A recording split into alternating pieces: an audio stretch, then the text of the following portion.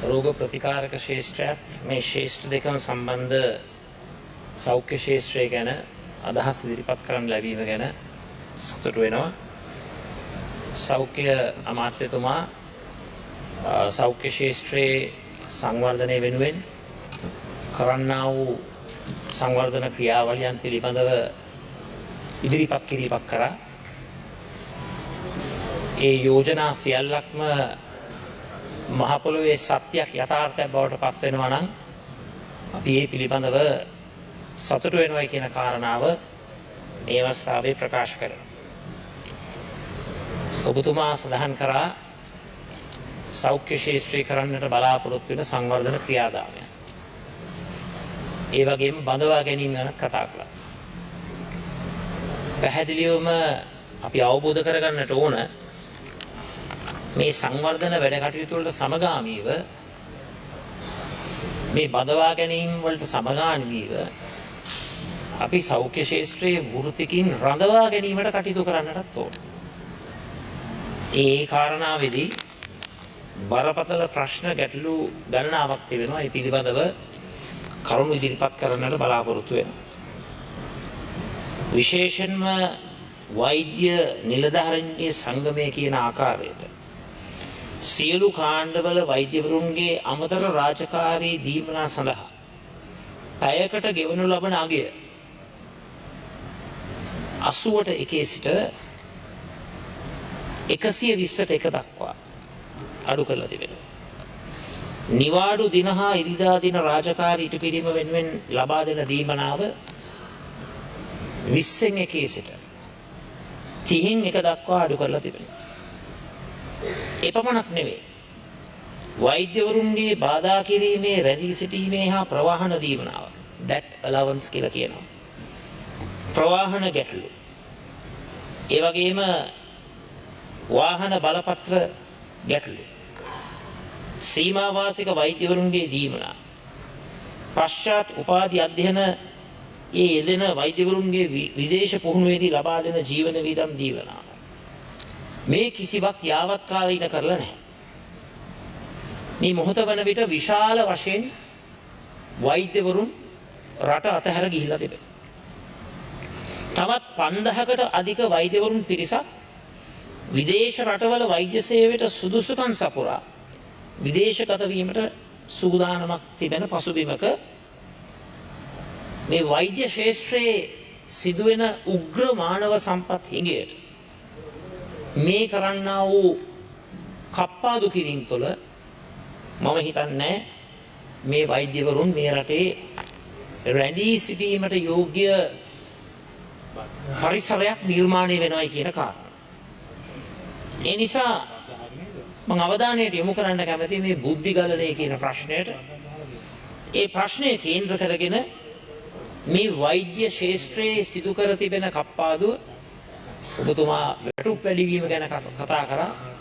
නමුත් ඔබතුමා නිවාඩු දින හා ඉරිදා දින රාජකාරී ඉටු කිරීම වෙනුවෙන් ලබා දෙන දීමනාව, අමතර රාජකාරී දීමනාව, that allowance ඇතුළු ඒ ප්‍රශ්න ගැටලු පිළිබඳව නැවතත් අවධානය යොමු කරලා මේ වෛද්‍යවරුන් බඳවා ගැනීම වගේම රඳවා ගැනීමටත් විශේෂ අවධානයක් යොමු කරලා බුද්ධි ගලණයට විධිමත් විසඳුමක් ලබා දෙන්න කටයුතු කරන්නයි කියලා ඉල්ලීමක් කරනවා. ඒ වගේම විශේෂයෙන්ම අපි හිතනවා මේ approved කාඩර් එක යාවත් කාලීන කිරීමට සුදුසු කාලය ලැබිලා තිබෙනවා. ඒ පිළිබඳව කටයුතු කරන්නයි කියලා මම ඉල්ලීමක් කරනවා. දැන් හෙද ශාස්ත්‍රයේ වැටුප් හා දීමනා වාට්ටු බාර හෙද සොයුර ඇතුළු මේ හෙද ශාස්ත්‍රයේ මේ බරපතල ගැටලුව තිබෙනවා. මොකද වෙලා තියෙන්නේ? රජයේ නිවාඩු දින දීමනාව, සති විවේක දින දීමනාව අඩු කරලා තිබෙනවා. රජයේ නිවාඩු දින, සති විවේක දින දීමනාව මූලික වැටුපෙන් 20න් එක 30න් එක දක්වා අඩු කරලා තිබෙනවා. ඊට අමතරව සේවා පැයකට ගෙවපු 160න් එකේ දීමනාව 200න් එක දක්වා පාලුදු කරලා තිබෙනවා. අඩු කරලා තිබෙනවා. දැන් අත්ත වශයෙන්ම හෙද සේවයේ විශේෂිත වූ කාර්යභාරයක් ඒ හෙද හෙදියන් ඉෂ්ට සිද්ධ කිරීම අපි අගයීමට ලක් කරන්නට ඕන. සෞඛ්‍ය ශාස්ත්‍රය තුල බරපතල හෙද හිඟයක් තිබෙනවා. ඒ වගේම ඔබතුමාට මතක් කර දෙන්නට ඕන මේ හෙද හෙදියන් කියන්නේ යුනිෆෝම් එකෙන්ම ඇවිල්ලා ඔබතුමන්ලට සහයෝගය ලබා දුන්නා. නිල ඇඳුම ඇඳගෙන ආවේ මහරගම තරුණ සේවා සභාවේ සම්මන්ත්‍රණ පරිශ්‍රයට. ඒ තරම් එලිපිට සහයෝගයක් ලබා දුන්නු කණ්ඩායමකගේ මේ දීමනා කප්පාදුව නැවතත් තරක් සිතා බලලා මේ නිවැරදි කරන්නට කටයුතු කරන්නයි කියලා අපි ඉල්ලීමක් කරනවා. ඒ වගේම හෙද සේවාව තුළ හෙද අධ්‍යක්ෂක රෝහල් ප්‍රධාන විශේෂ ශ්‍රේණියේ හෙද නිලධාරීන් විශේෂ ශ්‍රේණියේ හෙද නිලධාරීන් වාට්ටු බහර හෙද සොහොයුරියන් සමාවෙන්ද සොයුර හෙද නිලධාරීන් මේ සමස්ත හෙද සේවාවේ මේ සමස්ත නිලධාරීන්ගේ අයිතිවාසිකම් කප්පාදුවට ලක් කිරීම කනගාටුවට කාරණාවක් බව මම මේ අවස්ථාවේ ප්‍රකාශ කරන්න කැමතියි. ඒ වගේම මම ඔබතුමාගේ අවධානය යොමු කරන්න කැමතියි මේ සමසෞඛ්‍ය විද්‍යා උපාධිධාරීන්ගේ ගැටලුවට. බෞද්ධ චිකිත්සක, විකිරණ ශිල්පී, ඖෂධවේදී, වෛද්‍ය රසායනාගාර කාර්මික විද්‍යා හා හෙද මේ කොට්ටාසයන් වල ඇත්ත වශයෙන්ම අපේ නිදහස් අධ්‍යාපනයේ උපාධිධාරීන් විශාල ප්‍රමාණයක් ඉන්නවා. ඒ අය දහසකට අධික ප්‍රමාණයක් රැකියා විරහිතව සිටිනවා. අපි ඉල්ලීමක් කරනවා නිදහස් අධ්‍යාපනයට අගයක් එකතු වන ආකාරයට ඒ නිදහස් අධ්‍යාපනයේ උපාධිධාරීන්ට මූලිකත්වයක් ලබා දෙන ආකාරයට මේ බඳවා ගැනීමේ වැඩපිළිවෙල ක්‍රියාත්මක කරන්නට කටයුතු කරන්නයි කියලා අපි ඉල්ලීමක් කරනවා. ඒ වගේම මම අවධානයට යොමු කරන්න කැමතියි ආයුර්වේද උපාධිධාරීන්ගේ ගැටලුව. මේ වන විට ආයුර්වේද උපාධිධාරීන් 1800කට අධික පිරිසක් රැකියා විරහිත තත්ත්වයෙන් සිටිනවා. වාර්ෂිකව 200ක් 250ක් අතර ප්‍රමාණයක් සීමා වාසික පුහුණුව නිම කරලා විශ්වවිද්‍යාලයෙන් පිට වෙනවා. දේශීය වෛද්‍ය සේවයේ මේ වන විට පුරප්පාඩු 600කට වැඩි ප්‍රමාණයක් තිබෙනවා කියන එක නිරීක්ෂණය වෙනවා. එනිසා මම ඉල්ලීමක් කරනවා මේ අවස්ථාවේ විශේෂයෙන්ම මේ ආයුර්වේද උපාධිධාරීන්ගේ රැකියා විරහිත උපාධිධාරීන්ගේ ඒ ගැටලුවටත් විධිමත් විසඳුමක් ලබා දෙන්නයි කියලා ඉල්ලීමක් කරනවා.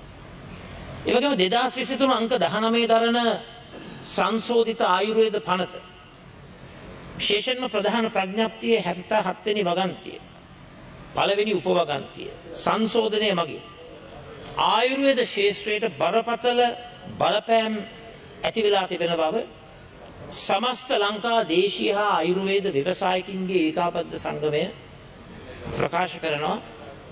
බොහෝ දෙනෙක් ඒ කාරණාව පිළිගන්නවා. දේශීය ඖෂධ වගා කිරීම, සකස් කිරීම, මිලට ගැනීම, ගබඩා කිරීම, බෙදා හැරීම, විකිණීම, ප්‍රචාරණය, ප්‍රවාහනය, සැපයීම, සංයෝජනය මේවායි නිරත වී සිටින ව්‍යවසායකින්, ඖෂධ නිෂ්පාදන කර්මාන්තකරුවන්, ඖෂධ ආනයනකරුවන්, ඖෂධ අලෙවිසල් හිමියන් බරපතල අපහසුතාවයට පත් වෙලා තිබෙනවා. මේ තුලින් දේශීය වෛද්‍ය ශාස්ත්‍රයේ ප්‍රතිකාර ලබා ගන්නට බලාපොරොත්තු වෙන සිටින රෝගී ප්‍රජාවත් අපහසුතාවයට පත් වෙලා තිබෙනවා. ඒ නිසා ආයුර්වේද ශාස්ත්‍රයේ මුහුණ පා තිබෙන මේ ගැටලු වලට විශේෂයෙන්ම නිෂ්පාදනයට අවශ්‍ය අමුද්‍රව්‍ය ලබා ගැනීමේ ගැටලුව, අමුද්‍රව්‍ය මිල ඉහළ යාමේ ගැටලුව, නිෂ්පාදන පිළිවෙල ඉහළ යාමේ තුලින් රෝගීන්ට අත්පත් වන ඉරණම, ඒ වගේම අමුද්‍රව්‍ය වගා කිරීමට ඇති බාධක මේ සමස්ත කරුණු කාරණා පිළිබඳව රජයේ අවධානය යොමු කරලා මේ ප්‍රශ්නවලට මේ ගැටලු වලට විධිමත් විසඳුම් ලබා දෙන්නට කටයුතු කරන්නයි කියලා අපි මේ අවස්ථාවේ ඉල්ලීමක් කරනවා.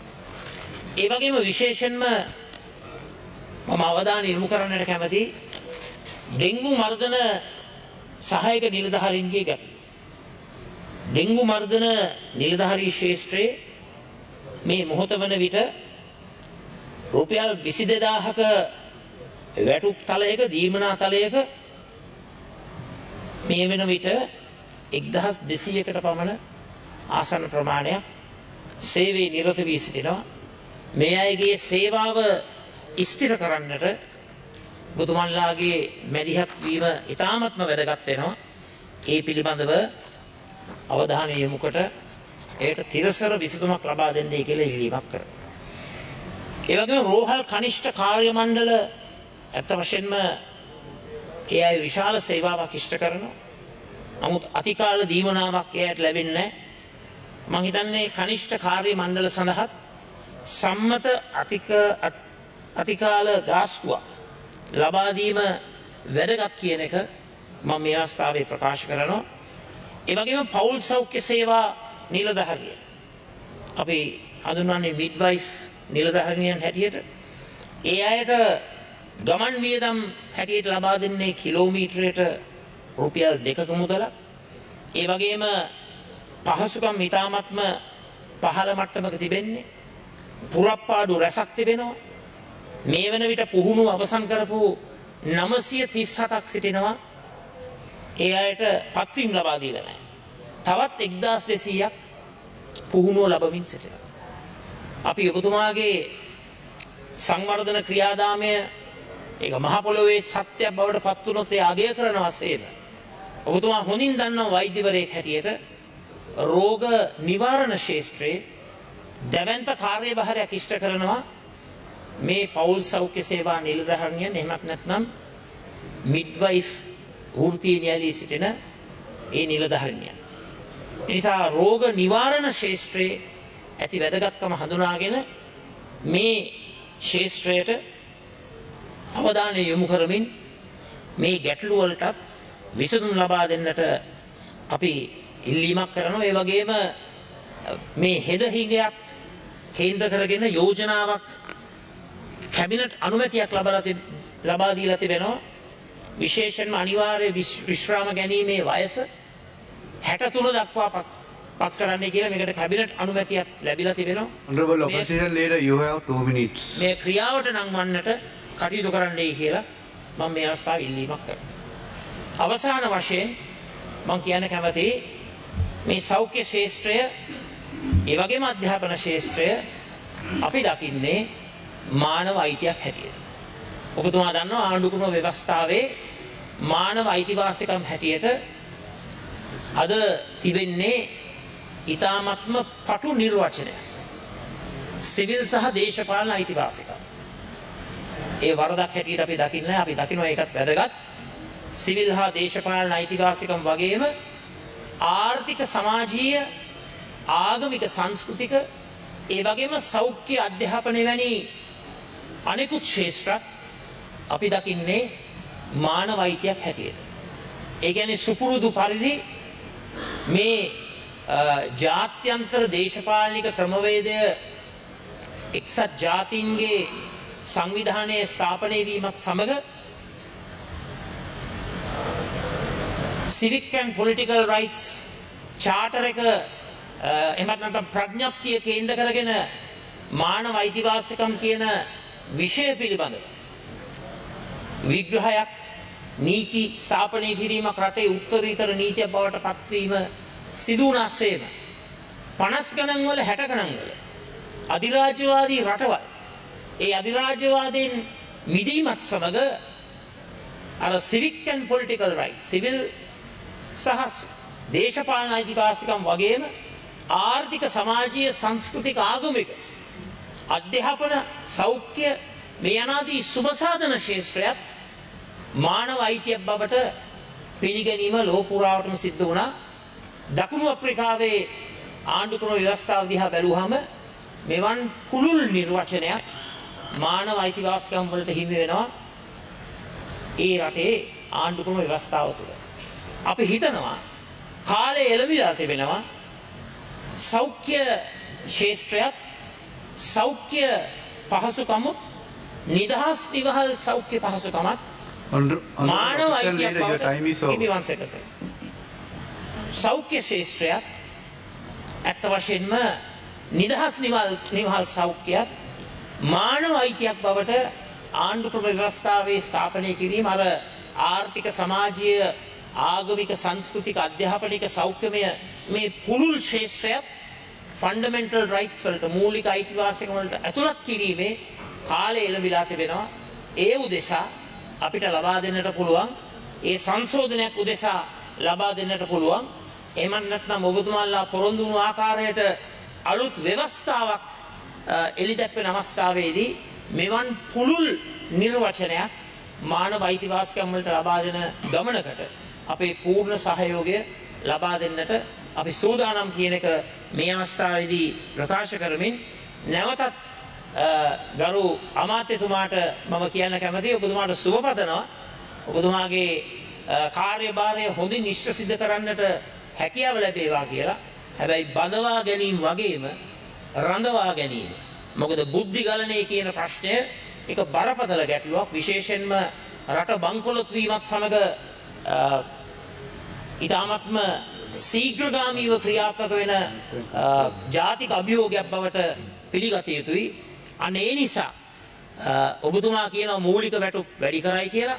හැබැයි allowances දීමනා කප්පාදු කරලා එය මූලික වැටුපට ගැළපීම කිරීම නොකොට අර මූලික වැටුප වැඩි කිරීමත් තිබුණු ආකාරයටම ඒ allowances එහෙම නැත්නම් දීමනා ටික එලෙසම ලබා දෙන්නට කටයුතු කරන්නයි කියලා ඉල්ලීමක් කරමින් විශේෂයෙන්ම මට මේ වේලාව වෙන් කර දුන් ඔබතුමාට ස්තුතිවන්ත වෙමින් මගේ කෙටි ඉදිරිපත් කිරීම අවසන් කරනවා. Honorable Minister. ගරු විපක්ෂ නායකතුමා